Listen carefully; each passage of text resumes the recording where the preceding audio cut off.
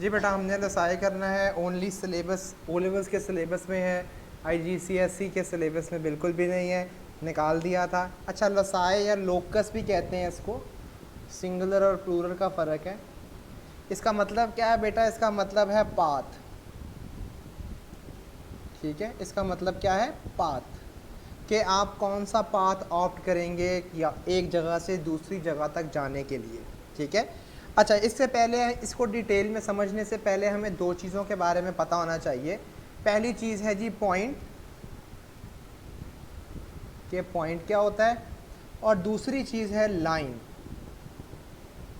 याद रख, let me just tell you a few differences between what line is and what is a point.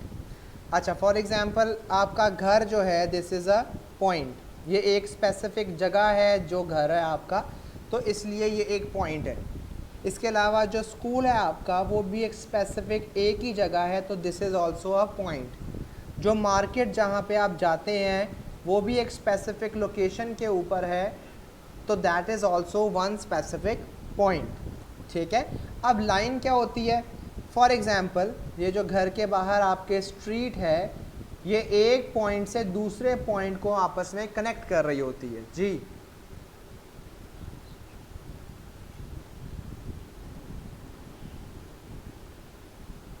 जी, अब आ रही है? अच्छा, हाफ एज अ ब्लॉक, एक सेकेंड जी, let me reshare it with you.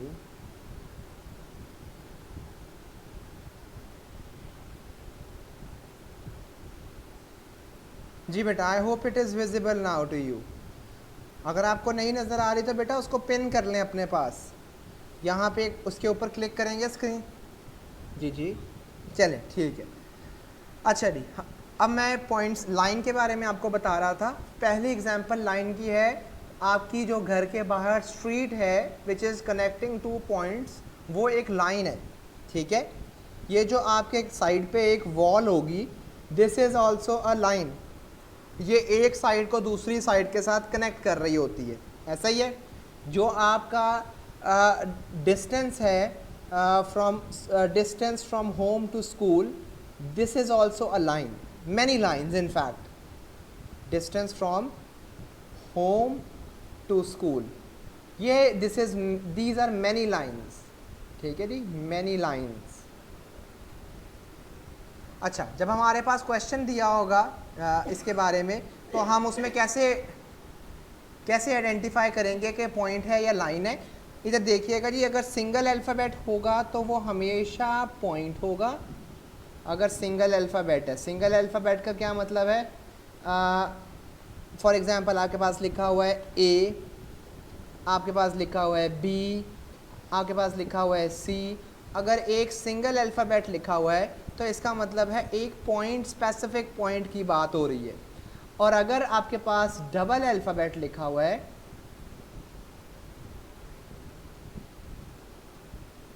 अच्छा जी, अगर डबल अल्फ़ाबेट है तो इसका मतलब है ये एक लाइन की बात हो रही है। सिंगल अल्फ़ाबेट एक पॉइंट होता है और डबल अल्फ़ाबेट जो है ये एक लाइन होती है। फॉर एग्ज़ाम्पल, ए से बी, ये एक लाइन है। बी से सी, ये एक और लाइन है। ए से सी, ये भी एक लाइन है। तो ये सारी की सारी एग्जांपल हैं सिंगल अल्फ़ाबेट की और पॉइंट की और लाइन की। ठीक है। अच्छा जी, लेट्स स्टार्ट। इसमें हम कुछ क्वेश्चंस देखते हैं तो हमें समझ आएगी। 4 केसेस हैं जो हमें याद होने चाहिए। पहला केस, केस नंबर 1, वो जब जब आपको वो कहेगा पहले केस में locus of a point, locus of points, आप एक ऐसा पाथ डिज़ाइन करें which is always 3 centimetre from P. या आपने एक ऐसा, लोकस का मतलब मैंने आपको क्या बताया था? पाथ। आप एक ऐसा पाथ डिफाइन करें जो कि हमेशा पी पॉइंट से 3 सेंटीमीटर्स दूर होगा। ठीक है। अब late me just mark the point P over here. For example, ये जो पी पॉइंट है वो ये है। ठीक है, ये जो मैंने येलो से मार्क किया है, ये पी पॉइंट है। तो 3 सेंटीमीटर फ्रॉम पी का मतलब है ये कि पी के इर्द गिर्द आप एक सर्कल ड्रॉ कर दें, तो ये जो पूरा सर्कल का पाथ है ये हमेशा कोई भी आप सर्कुलर पाथ पे कोई भी पॉइंट उठा लेंगे तो ये सारे के सारे पॉइंट्स जो हैं they are always and always 3 centimetre from the centre P. ऐसा ही है, do you all agree to that? ये जो सारा वाइट कलर का पाथ बना है ये सारे के सारे पॉइंट्स जो हैं ये पी से हमेशा हमेशा कितना दूर है? 3 सेंटीमीटर्स दूर है। ठीक है, अगर वो आपसे कहता है more than 3 centimetres, more than 3 centimetres from P, more than 3 centimetre का मतलब है इस बाउंड्री से बाहर, इस बाउंड्री से बाहर का मतलब है ये वाला पोर्शन, ये जो बाहर इस सर्कुलर पाथ के बाहर लाइंस शेड कर रहा हूं मैं, these all lines are actually more than the 3 centimetre distance from the point P। ठीक है बेटे, समझ आई बात की? और अगर वो आपसे कहता है closer to the point P means lesser than 3 centimetres, तो बेटा हमेशा याद रखिएगा कि इस बाउंड्री से अंदर अंदर वाले हिस्से की वो बात कर रहा है आपसे। ठीक है, 3 सेंटीमीटर से जो अंदर वाला पाथ है उसकी बात कर रहा है आपसे। ओके जी, यहाँ पे अंदर वाला पाथ कौन सा है? Less than 3 centimetre from P। इसके लिए कौन सा पोर्शन है जी? ये रेड वाला। जी बेटा, बात समझ आ गई कि नहीं आ गई? अच्छा, तो बेटा हमेशा आपने याद रखना है, यहाँ पे एक इम्पॉर्टेंट शॉर्टकट भी आप याद रख सकते हैं कि अगर सवाल के अंदर वो एक पॉइंट की बात करेगा, 1 पॉइंट की बात करेगा और आपको एक स्पेसिफिक डिस्टेंस भी देगा, अगर एक पॉइंट की बात करेगा और आपको स्पेसिफिक डिस्टेंस भी देगा, तो याद रखना है आपने कि जो शेप बनेगी उस सवाल में वो हमेशा एक सर्कल होगी। ठीक है, ये शॉर्टकट भी आप याद रख सकते हैं कि अगर एक पॉइंट का जिक्र करेगा और आपको एक स्पेसिफिक डिस्टेंस भी दिया होगा क्वेश्चन में, तो हमेशा जो शेप बनेगी वो एक सर्कल बनेगी। ओके जी, सेकंड की तरफ चलते हैं कि सेकंड हमारे पास जो केस है वो क्या हो सकता है? Case number 2। बेटा केस नंबर 2 हो सकता है कि locus of a point, locus of a point that is equidistant from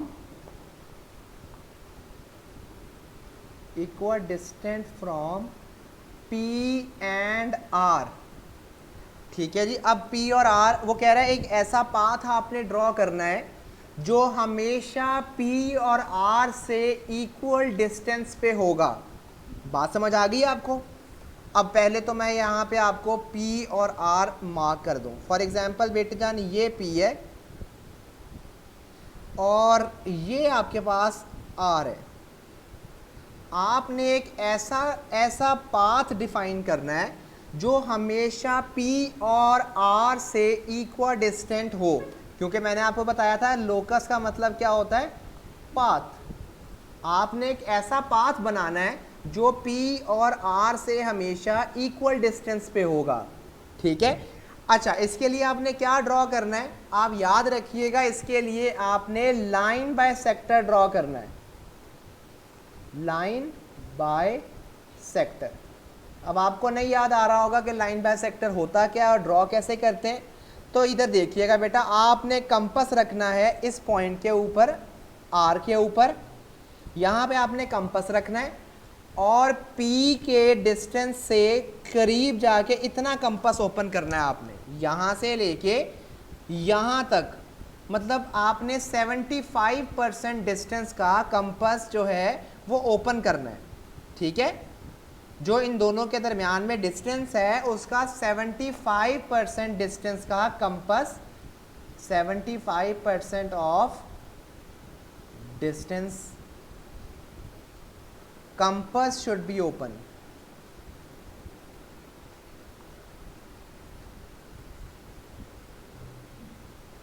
ठीक है जी। कंपास ओपन करने के बाद आपने पहले रखना है आर पॉइंट पे, एक आर्क लगानी है आपने यहां ऊपर, और उसी सेम कंपास से आपने बेटे एक आर्क लगानी है यहां नीचे। ठीक है, ऐसे करके ये लगा लिया आपने। उसके बाद उसी सेम कंपास को आपने यहां पी पॉइंट के ऊपर रखना है। ठीक है, पी पे रख के आपने एक आर्क लगानी है जो इस आर्क को इंटरसेक्ट करेगी, ऊपर वाली को, और एक नीचे को भी आर्क लगानी है जो नीचे वाले को भी इंटरसेक्ट करेगी। अब आप ज़रा गौर से देखें तो ये दो पॉइंट बन गए हैं, एक ऊपर और एक ये नीचे। देख रहे हैं आप बेटा? आपने स्केल की हेल्प से इन दोनों पॉइंट्स को ऐसे ज्वाइन कर देना है। ठीक है, तो ये जो मैंने ग्रीन से लाइन ड्रॉ की है, ये हमेशा इसके ऊपर जो भी पॉइंट है, it is always equal distant from P and R. जी बात समझ आ गई? जी बेटा बात समझ आ गई जी?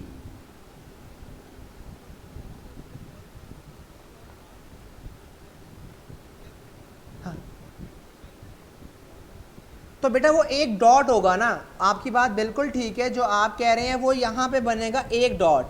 ऐसा ही है हसान, ये एक डॉट होगा 5 सेंटीमीटर का, मतलब उधर दोनों के दरमियान में अगर वो दोनों का डिस्टेंस 10 सेंटीमीटर है तो इन दोनों के सेंटर में 5 सेंटीमीटर पे एक डॉट होगा। ठीक है, एक पॉइंट होगा। लेकिन लोकस का मतलब है एक पाथ। आपने ऐसा पाथ ड्रॉ करना है जो हमेशा पी और आर से के सेंटर में होगा। बात समझ आ गई आसान?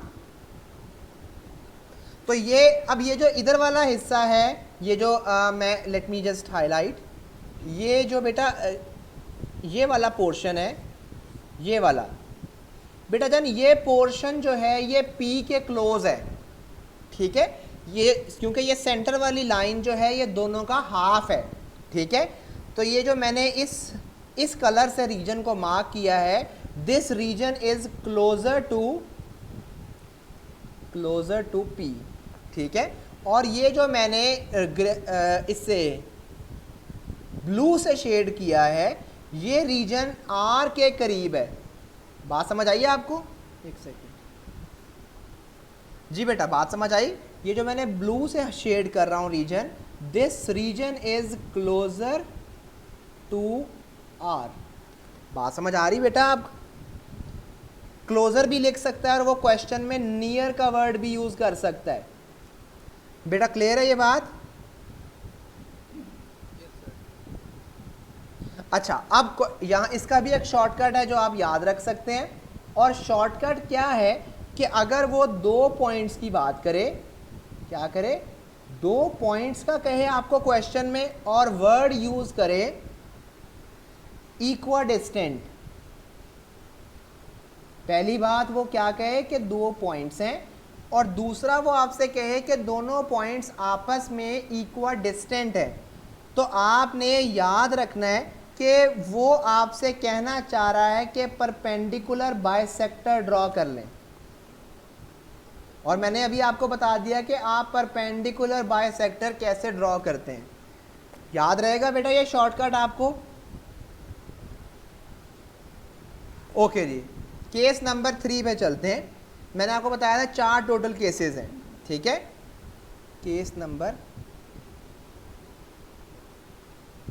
3। अच्छा, वो कहता है आपसे कि locus of points equidistant from AB and BC। अब बेटा AB और BC जो हैं ये दो लाइंस हैं। ठीक है, लेट मी ड्रॉ वन। ये एक AB, yes AB, and this is BC। ठीक है, ये आपका ए पॉइंट है जी, ये आपका बी पॉइंट है और ये आपका सी पॉइंट है। वो आपसे कह रहे हैं आपने एक ऐसा पाथ ड्रॉ करना है which is equal distant from these two lines. ठीक है, जब भी वो इस तरह याद रखिएगा कि जब भी वो दो लाइंस का इक्वल डिस्टेंट कहेगा आपसे, तो आपने याद रखना है कि यहां पे एंगल बाय सेक्टर ड्रॉ होगा, एंगल बाय सेक्टर। कैसे ड्रॉ करना है बेटा आपने? जी बेटा, कोई क्वेश्चन है? एंगल बाय सेक्टर आपने कैसे ड्रॉ करना है, जरा ध्यान से देखिएगा। आपने कंपास को रखना है यहाँ पे, जो कॉमन पॉइंट है। ये ए बी और बी सी में कौन सा ऐसा पॉइंट है विच इज कॉमन? इन दोनों लाइंस के अंदर कॉमन पॉइंट कौन सा है? बिल्कुल ठीक है जी, और बोथ लाइंस, इन दोनों लाइंस में जो कॉमन पॉइंट है वहां पे आपने कंपास को रखना है।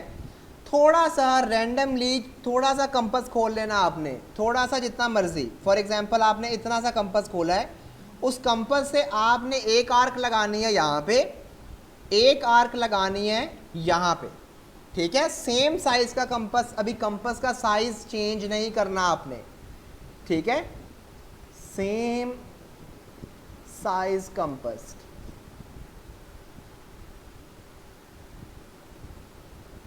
जो आपने छोटा सा कंपास शुरू में ओपन करना है, बस उतना ही रखना है आपने। ये दो आर्क्स लगा लिया आपने, अब आपने कंपास को रखना है, उतना ही कंपास खुला रहेगा।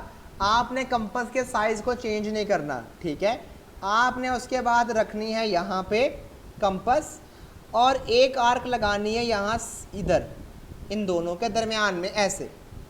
उसी कंपास को यहाँ रखना है इस जगह पे, और आपने एक आर्क लगानी है यहाँ पे।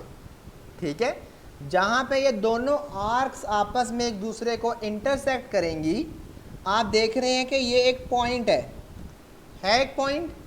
आपने ये जो कॉमन पॉइंट था, इसको एक लाइन ड्रॉ करनी है जो इस कॉमन इंटरसेक्शन वाले पॉइंट्स में से पास करेगी। बात समझ आ गई? ये जो ग्रीन से लाइन आपने ड्रॉ करनी है की है, this line is equal distant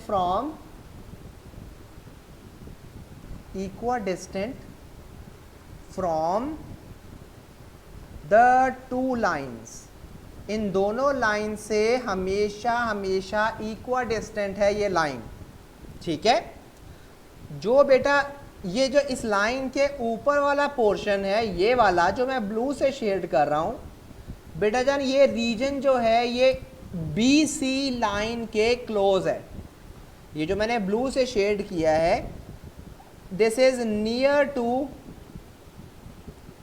B C line.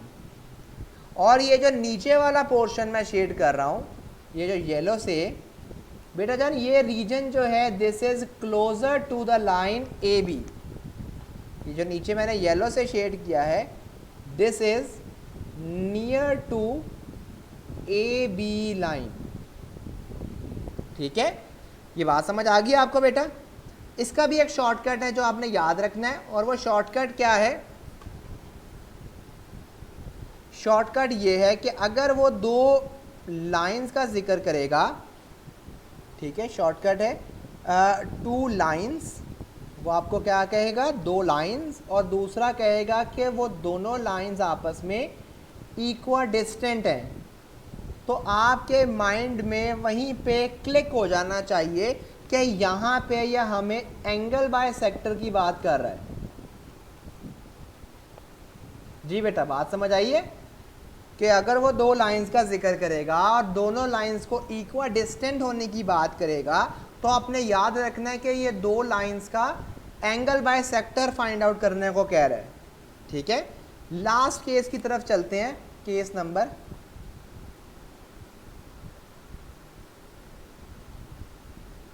Okay जी, केस नंबर 4। केस नंबर 4 में वो आपसे कहेगा कि locus of a point, locus of points 4 centimetre from A B. ये सबसे पहले तो एक लाइन है, वो कह रहा है ये वाली, ये ए बी एक लाइन है, वो कह रहा है आपने एक ऐसा पाथ ड्रॉ करना है जो इस लाइन से हमेशा हमेशा कितना दूर होगा, 4 सेंटीमीटर दूर होगा।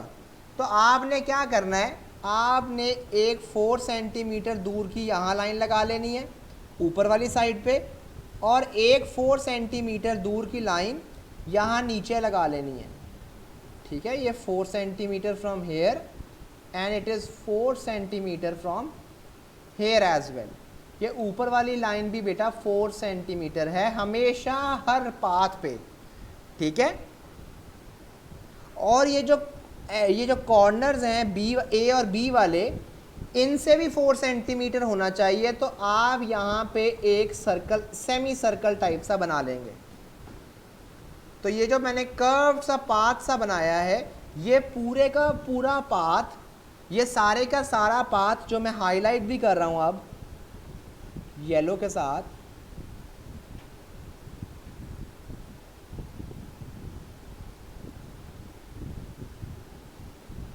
बेटा ये सारा पाथ हमेशा हमेशा ए बी लाइन से 4 सेंटीमीटर दूर होगा।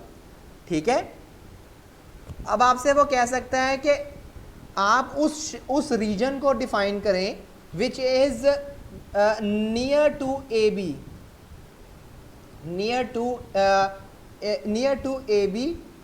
टू ए बी का मतलब है closer than 4 centimetres, closer than 4 centimetres. तो क्लोजर देन 4 सेंटीमीटर का मतलब है वो इस रीजन की बात कर रहा है, ये अंदर वाले रीजन की बात कर रहा है आपसे। ये जो लाइन के अंदर वाला रीजन है वो इसकी बात कर रहा है। और अगर वो आपसे कहता है कि it is more than 4 centimetres, more than 4 centimetres, तो याद रखिएगा कि ये जो येलो से पोर्शन मैंने ड्रॉ किया था ये 4 सेंटीमीटर्स है हमेशा हमेशा ए बी लाइन से। तो जो रीजन इसके बाहर वाला है, ये ऊपर वाला रीजन, ये जो ये वाला रीजन है, ये रीजन हमेशा ए बी लाइन से 4 सेंटीमीटर से ज़्यादा होगा। जी बेटा, इज इट क्लियर? जी जी, ये आप कंपास से रख के बनाएंगे।